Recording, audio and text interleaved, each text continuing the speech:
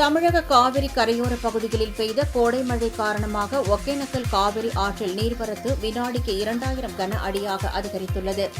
கர்நாடக அணைகளில் இருந்து வெளியேற்றப்படும் உபரி நீரின் அளவு தொடர்ந்து குறைக்கப்பட்டு வருவதை அடுத்து தமிழகத்திற்கு ஒகேனக்கல் வழியாக வரக்கூடிய நீர்வரத்தும் குறைந்தது. இதனால் ஒகேனக்கல் ஆற்றில் நேற்று வரை வினாடிக்கு 200 கன அடி மட்டுமே நீர்வரத்து இருந்து வந்தது.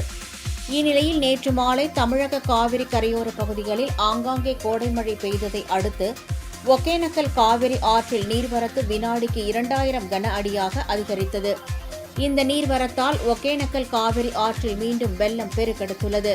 இதையடுத்து நீர்வரத்து இன்றி காணப்பட்ட ஐந்தருவி, சினி ஃபால்ஸ், மெயின் அருவி உள்ளிட்ட அருவிகளிலும் தண்ணீர் ஆர்ப்பரித்து கொட்டுகிறது. இதனால் சுற்றுலா பயணிகள் மகிழ்ச்சி அடைந்துள்ளனர்.